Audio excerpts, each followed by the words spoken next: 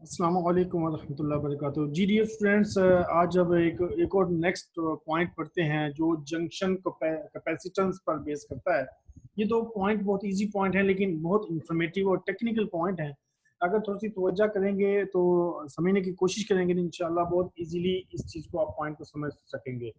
हम junction capacitance की बात करते हैं। देखिए, जंक्शन कैपेसिटेंस की तरफ जाने से पहले अगेन फिर वही बात आती है कि आपको पी एन जंक्शन के बारे में बहुत क्लियरली इंफॉर्मेशन होनी चाहिए कि पी क्या होता है, एन क्या होता है, और उनके में जो डिप्लेशन रीजन बनता है वो कैसे बनता है और क्या चीज़ होती है, रिवर्स बाइस क्या होता है, फॉरवर्ड बाइस क्या होता है। ये तमाम इंफॉर्मेशन वही हम लास्ट लेक्चर्स में, लास्ट वीडियोस में शेयर कर चुका हूँ और डिस्कस भी कर चुके हैं। If you have any problem, any questions, you can consult me again. Now आज जो हमारा पॉइंट है वो जंक्शन कैपेसिटेंस के बारे में है डियर स्टूडेंट्स। एंड इसमें देखेंगे ट्रांजिशन, इसमें दो पॉइंट हैं जंक्शन कैपेसिटेंस में। Capacitance capacitive effect are expected by PN junction when they are forward bias and reverse bias. यानी कि कैपेसिटिव इफेक्ट यानी कि जो पीएन जंक्शन का एक बहुत इंपॉर्टेंट इफेक्ट है उसको कैपेसिटिव इफेक्ट भी कहते हैं। यानी कि पीएन जंक्शन एक कैपेसिटर का भी असर रखता है। यानी कि पीएन जंक्शन का बिहेवियर एक कैपेसिटर की तरह भी हो सकता है, इसलिए इसे कहा कि PN junction as a capacitive effect. तो अब ये फॉरवर्ड बायस में कैसे बिहेव करता है और ये रिवर्स बायस में कैसे बिहेव करता है उसको हम डिस्कस करने जा रहे हैं। पहले हम रिवर्स बायस की बात करते हैं। तो पहला इसका पॉइंट है ट्रांजिशन कैपेसिटेंस और स्पेस चार्ज कैपेसिटेंस। ये क्या होता है? ये जब डायोड पीएन जंक्शन जो होता है वो जब रिवर्स बायस में होता है तो उसका बिहेवियर जो होता है ये वाला शो होता है ट्रांजिशन कैपेसिटेंस का या स्पेस चार्ज कैपेसिटेंस का।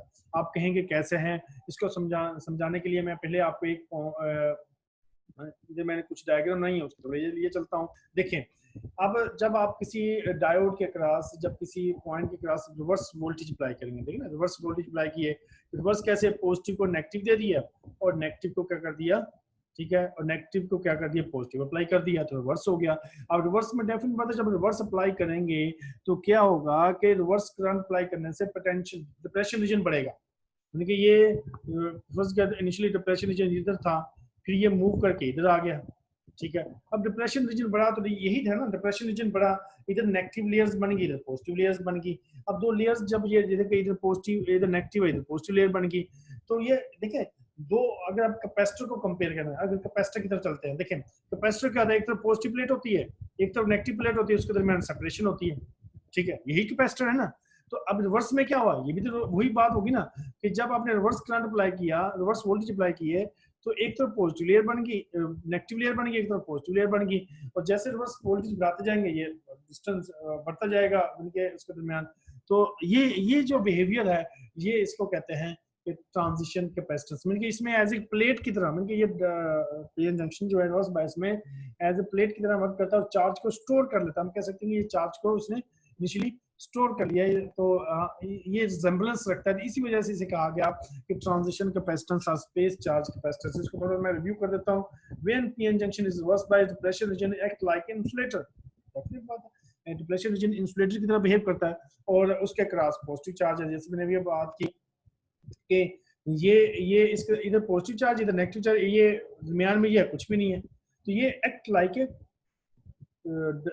डाइलेक्ट्रिक। जैसे अभी ये कैपेसिटर, ये पॉजिटिव नेगेटिव चार्ज, ये पॉजिटिव चार्ज नेगेटिव चार्ज है, ये पॉजिटिव चार्ज, इसके दरमियान डाइलेक्ट्रिक है, तो सेम रिजेम्बलेंस बनती है। तो इस वजह से इसे कहा गया कि ये बिहेवियर रखता है। Insulator are as dielectric material essential for making the capacitor. Capacitor की यही कंडीशन है ना, कैपेसिटर की कंडीशन क्या है, एक तरफ पॉजिटिव चार्ज है, एक तरफ नेगेटिव चार्ज, और दरमियान में डाइलेक्ट्रिक हो, तो ये कैपेसिटर है। तो डिप्लेशन रीजन क्या बनता है, ये भी है, एक तरफ पॉजिटिव चार्ज, एक तरफ नेगेटिव चार्ज, दरमियान में हम सपोज कर लेते हैं कि वो एज ए डाइलेक्ट्रिक वर्क कर रहा है। P and N type regions either side have low resistance, act like a plate. We therefore have all component necessary making a parallel plate capacitor. This junction capacitance is called the transition or space charge capacitance. इसे CT भी कहते हैं, CPN भी कहते हैं। और इसको calculate करने का ये सिंपल आपने फॉर्मूला प्रीवियस क्लासेस में पढ़ा था, C is equal to epsilon A over D। Epsilon क्या है, परमिटिविटी है डाइलेक्ट्रिक की, A क्या है, एरिया ऑफ द प्लेट है, D जो है वो आपका D क्या है, ये आपका डिस्टेंस है प्लेट्स के दरमियान। और ये नॉर्मली इसकी वजह से जो कैपेसिटेंस होती है 40 पिकोफैराड है। ये ऑब्जेक्टिव के लिहाज से भी देखा कि 40 पिकोफैराड होती है। आगे इसके मजीद इसकी कुछ एक्सप्लेनेशन है। Thickness of the depletion layer depends on the amount of the reverse voltage. अपनी बात है, जितना आप रिवर्स वोल्टेज बढ़ाते जाएंगे तो प्रेशर रीजन की थिकनेस बढ़ती जाएगी, जितना कम करेंगे उतनी कम होगी। Capacitance can be controlled with in the help of applied biased applied बाइस, अप्लाइड बाइस वोल्टेज अप्लाई करने के बाद हम इसकी वजह से कैपेसिटेंस को कंट्रोल कर सकते हैं। तो डियर स्टूडेंट्स, उम्मीद है कि आपको समझ आई होगी। This property of variable capacitance possess where reverse PN junction is used in construction of a device known VariCap। ये एक डायोड है VariCap और वेक्टर में इसको यूज किया जाता है एप्लीकेशन में। तो इसकी ये डिटेल तो नहीं जाते, लेकिन हम इसको ये उम्मीद आकर समझ आ गई होगी। इसका ये formula CT is equal to K over VK over VR। VK knee voltage है, VR क्या अप्लाइड रिवर्स वोल्टेज है, K क्या डिपेंडिंग सेमीकंडक्टर मटेरियल है, कांस्टेंट है, और N जो है अगर वो हाफ है तो फॉर अलाई होगा, और फॉर डिफ्यूज जंक्शन के लिए वो 1/3 होगा। मीन 1/2 और 1/3 N की वैल्यू, ये N 1/2 होगा तो ये अलाई जंक्शन है, अगर 1/3 है तो डिफ्यूज्ड जंक्शन है। तो ये थोड़ा सा पॉइंट था, ये आपको उम्मीद समझ आ गई होगी। ये रिवर्स बायस में है। सेकंड पॉइंट जो है इसका ही पॉइंट है डिफ्यूजन स्टोरेज कैपेसिटेंस। अब डिफ्यूजन स्टोरेज कैपेसिटेंस क्या होता है, ये अब इसमें ये फॉरवर्ड बायस में वर्क करता है। वो क्या था रिवर्स बायस में।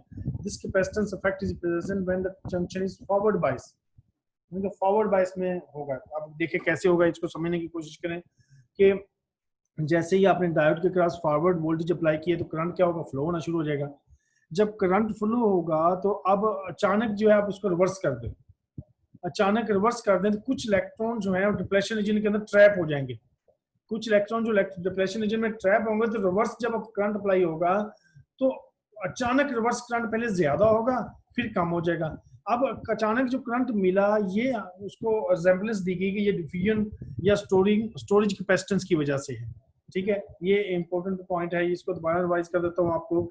It is diffusion capacitance to count for the time delay in moving charge across the junction of the reverse process. Due to this effect, this capacitance cannot be identified in terms of dielectric or plates। यानी ये dielectric और plate का चक्कर नहीं होता, लेकिन इसमें ये होता है कि पहले आपने फॉरवर्ड बाइस किया और अचानक रिवर्स कर दिया। जब अचानक रिवर्स कर दिया तो जो जंक्शन के आर पार थे वो तो वापस चले गए, लेकिन जो डिप्लेशन रीजन के दरमियान में ट्रैप थे, यानी कि जैसे पार कर जैसे फर्ज किया आपको एग्जांपल दूं तो कोई नहर का किनारा हो, अगर मैं जस्ट आपको एग्जांपल देने के लिए समझा रहा हूँ। सपोज ये आपकी नहर है, ठीक है, इधर से कोई आ रहा है, ठीक है, इधर से मूव करते जा रहे हैं, अचानक क्या हो गया, आगे से कोई चीज आ गई, सपोज लाइन आ गया, शेर आ गया तो लोग अचानक पीछे भागेंगे। अब पीछे भागेंगे तो कुछ जो है इसके अंदर ट्रैप हो जाएंगे। ठीक है, अब ट्रैप हो गए तो वो फिर आगे अचानक पहले वो भाग कर जाएंगे, फिर उसके बाद कम हो जाएंगे। तो ये थोड़ी सी मैंने एग्जांपल देने की कोशिश की कि यही होता है कि जब रिवर्स वोल्टेज अप्लाई फॉरवर्ड था, करंट बह रहा था, अचानक जब रिवर्स किया तो जो इलेक्ट्रॉन जंक्शन के अंदर ट्रैप थे पीएन जंक्शन के अंदर, वो अचानक जो है पहले इनिशियली करंट ज्यादा देंगे, जैसे पहले वो इनिशियल करंट बहुत ज्यादा देंगे, ऐसे अचानक करंट बढ़ेगा, फिर उसके बाद वो वही रूटीन वाला करंट हमें रिवर्स में मिलेगा। तो यही इसमें डिस्कस किया गया है। उम्मीद है कि आपको समझ आ गई होगी। मजीद इसकी स्टोरी पढ़ेंगे तो आपको क्लियर होगा। Consider forward bias junction which is carrying a forward current IF, suppose applied voltage is suddenly reverse। वही बात है जो मैं आपको अर्ज कर रहा हूँ। And the IF increases suddenly but leaves lot of majority charge carriers in the depletion region। These charge carriers must get out of the region which is to their block becomes wider under the reverse bias। Hence it's seen that when forward bias PN junction is suddenly reversed current flows which is large initially।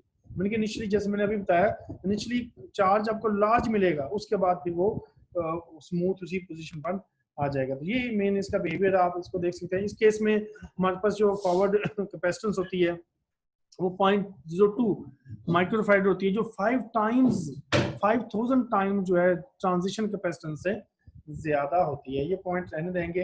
तो ये उम्मीद है कि आपको मजीद इसको सही लगेगा। ये इक्विवेलेंट सर्किट है।